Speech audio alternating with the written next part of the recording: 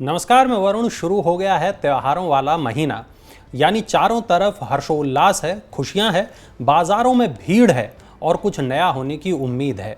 इसी उम्मीद को पूरा कर रहा है आपका मनी9, जो आपको रोज देता है नई नई जानकारियां, जिससे आपकी वित्तीय समझ बढ़ती है और आप अपने पैसे को और अच्छे ढंग से खर्च करते हैं, बचाते हैं और निवेश करते हैं।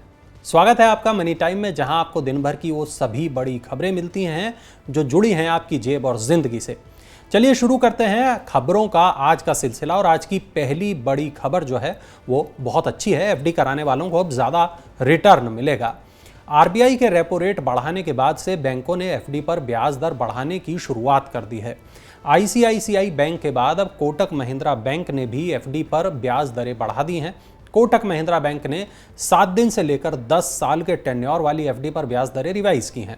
कोटक महिंद्रा बैंक 23 महीने से 3 साल की अवधि के लिए सामान्य नागरिकों को एफडी पर 6.20% का ब्याज दे रहा है, जबकि सेम टेन्योर पर सीनियर सिटीजन को 6.70% ब्याज दर ऑफर की जा रही है। 3 साल से 10 साल वाली एफडी पर 6.10% ब्याज दर तय की गई है। इसी अवधि पर सीनियर सिटीजन को अधिकतम 6.60% की ब्याज दर मिलेगी। दूसरी खबर है प्रॉपर्टी में निवेश करने वालों के लिए अच्छी। सरकार स्टैंप ड्यूटी घटाने पर विचार कर रही है। महाराष्ट्र सरकार प्रॉपर्टी रजिस्ट्रेशन पर स्टैंप ड्यूटी घटाने पर विचार कर रही है। मुख्यमंत्री एकनाथ शिंदे ने कहा कि उन्होंने इसका अध्ययन करने के लिए एक समिति का गठन किया है और उसके सुझावों पर आगे फैसला लिया जाएगा। मुख्यमंत्री ने कहा कि उनकी सरकार अफोर्डेबल हाउसिंग पर जोर देकर मुंबई को झोपड़पट्टी से मुक्त कराने पर काम कर रही है। उन्होंने कहा कि रियल एस्टेट डेवलपर्स ने स्टैंप ड्यूटी घटाने की मांग की है, इसलिए इस मांग पर वित्त मंत्रालय के साथ मिलकर विचार किया जाएगा और उसी के बाद इस पर कोई फैसला लिया जाएगा। फर्जी कॉल करने वालों पर अब जल्द कसेगा शिकंजा, क्योंकि ट्राई कर रहा है एक नए सिस्टम पर काम। जी हां, टेलीकॉम रेगुलेटर यानी ट्राई एक यूनिफाइड केवाईसी सिस्टम स्थापित करने पर काम कर रहा है। इस सिस्टम तक सभी टेलीकॉम ऑपरेटर्स की पहुंच होगी और इस सिस्टम का मकसद फर्जी कॉल करने वालों और स्पैमर्स पर रोक लगाना है। ट्राई के चेयरमैन पीडी वाघेला ने कहा कि अभी वास्तविक अपराधी को ढूंढना मुश्किल है, इसलिए नियामक इस समस्या को हल करने के लिए नए समाधान तलाश रहा है। ट्राई फर्जी कॉलर और स्पैमर को पकड़ने के लिए सर्विस प्रोवाइडर्स के साथ मिलकर आर्टिफिशियल इंटेलिजेंस और मशीन लर्निंग के इस्तेमाल पर भी जोर दे रहा है। चलिए बढ़ते हैं चौथी खबर की ओर, जो है हेल्थ इंश्योरेंस से जुड़ी हुई। Aditya Birla health insurance company limited ने यंग और हेल्दी लोगों के लिए कॉम्प्रिहेंसिव हेल्थ इंश्योरेंस प्लान पेश किया है। इस प्लान का नाम है एक्टिव फिट। इसे हेल्थ अवेयर और एक्टिव उपभोक्ताओं को टारगेट करने के लिए तैयार किया गया है। नया active fit plan unique facial scan के जरिए किए जाने वाले असेसमेंट के आधार पर 10% का गुड हेल्थ डिस्काउंट देगा। इसके अलावा यह इंश्योरेंस प्लान मैटरनिटी और इन पेशेंट हॉस्पिटलाइजेशन के साथ मॉडर्न ट्रीटमेंट को भी कवर करेगा। 35 साल तक के सभी युवाओं को रिन्यूअल पर अर्ली बर्ड डिस्काउंट भी दिया जाएगा। अगर आप लंबे समय के लिए निवेश से बनाना चाहते हैं मोटा पैसा, तो ये खबर आपके लिए है।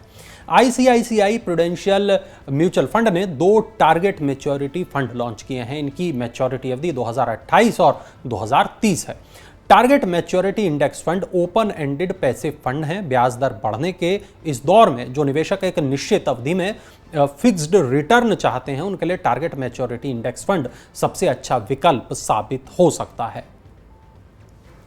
नकली दवाइयों से अगर आप परेशान हैं तो ये खबर आपके काम की है। सरकार ने नकली दवाओं की बिक्री रोकने और उनका पता लगाने के लिए ट्रैक एंड ट्रेस मैकेनिज्म बनाया है। इसके तहत टॉप दवा कंपनियों को क्यूआर कोड फीचर का उपयोग करने के लिए कहा गया है।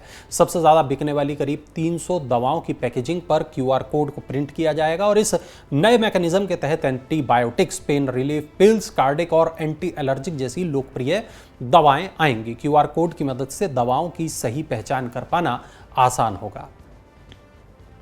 त्योहारों पर महंगा प्याज नहीं बिगाड़ पाएगा आपके खाने का स्वाद। क्यों? चलिए जानते हैं इस खबर में। सहकारी संस्था नेफेड ने सरकार के भंडार से 20,000 टन प्याज खुले बाजार में उतारा है और ये कदम प्याज की कीमतों में अचानक आई तेजी पर लगाम लगाने के लिए उठाया गया है।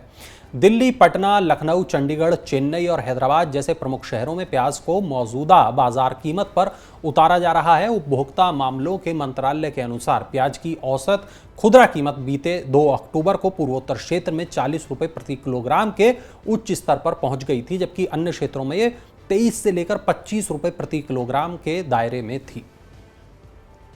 अगली खबर बीएसएनएल से जुड़ी हुई है। आपको जल्द ही बेहतर नेटवर्क मिलेगा। भारत संचार निगम लिमिटेड यानी बीएसएनएल इस साल नवंबर में 4G नेटवर्क सेवाएं शुरू करेगी और अगले साल अगस्त तक धीरे धीरे इसे 5G में बदलेगी। कंपनी की योजना 18 महीनों में लगभग 1.25 लाख 4G मोबाइल साइट शुरू करने की है। बीएसएनएल 4G टेक्नोलॉजी के लिए टाटा कंसल्टेंसी सर्विस और C-DOT के साथ चर्चा कर रही है। कंपनी जो 4G नेटवर्क उपकरण खरीद रही है उसे सॉफ्टवेयर के जरिए 5G में बदला जा सकेगा। और अगली खबर है, ऑनलाइन पेमेंट करने वालों के लिए क्रेड ने शुरू किया है एक नया फीचर, क्रेडिट भुगतान मंच। क्रेड ने अपने ऐप पर मेंबर्स के लिए यूपीआई पेमेंट की सुविधा के लिए scan and pay feature launch किया है।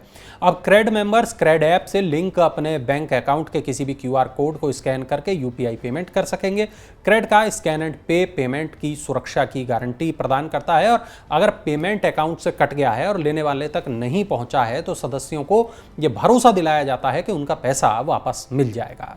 और आज की आखिरी खबर है, रेल से यात्रा करने वालों के लिए रेलवे स्टेशनों पर अब वर्ल्ड क्लास फैसिलिटीज दी जाएंगी। रेल मंत्री अश्विनी वैष्णव ने कहा कि देश भर के 200 रेलवे स्टेशंस का आधुनिक सुविधाओं के साथ कायाकल्प किया जाएगा। उन्होंने कहा कि 47 रेलवे स्टेशनों के लिए निविदा प्रक्रिया पूरी हो चुकी है, जबकि 32 स्टेशंस पर काम शुरू हो गया है। उन्होंने कहा कि केंद्र सरकार ने 200 रेलवे स्टेशनों के कायाकल्प के लिए एक मास्टर प्लान तैयार किया है। इन सभी स्टेशंस पर ओवरहेड स्पेस बनाए जाएंगे, जिसमें बच्चों के मनोरंजन से जुड़ी सुविधाओं के अलावा वेटिंग लाउंज और फूड कोर्ट सहित कई अन्य विश्व स्तरीय सुविधाएं उपलब्ध होंगी। चलिए अब नजर डालते हैं आईपीओ अपडेट्स पर। एलईडी लाइट बनाने वाली नोएडा की कंपनी आईकियो लाइटिंग लिमिटेड ने आईपीओ से पूंजी जुटाने के लिए भारतीय प्रतिभूति एवं विनिमय बोर्ड यानी सेबी के पास शुरुआती दस्तावेज जमा कराए हैं। आईपीओ में 350 करोड़ रुपए तक के नए शेयर जारी किए जाएंगे और सेबी ने डेल्टा टेक गेमिंग लिमिटेड और pristine logistic and infra project limited को आईपीओ से पैसा जुटाने की मंजूरी दे दी है। दोनों कंपनियों ने इस साल मई और जून के दौरान सेबी के पास दस्तावेज जमा कराए थे। तो ये थी आज की तमाम बड़ी खबरें, जरूरी और महत्वपूर्ण खबरें, वो खबरें जिनका आपकी जेब पर, आपकी जिंदगी पर होता है असर। ऐसी तमाम खबरों के लिए डाउनलोड कर लें मनी9 के ऐप को, ताकि ऐसी जरूरी खबरें आप तक लगातार पहुंचती रहें। कल एक बार फिर खबरों के साथ, जो कि एकदम नई नवेली होंगी, उनके साथ फिर होगी आपसे मुलाकात। आप बने रहें मनी9 के साथ और चलते चलते जरूर देखिए हमारा ये खास इन्फोग्राफिक।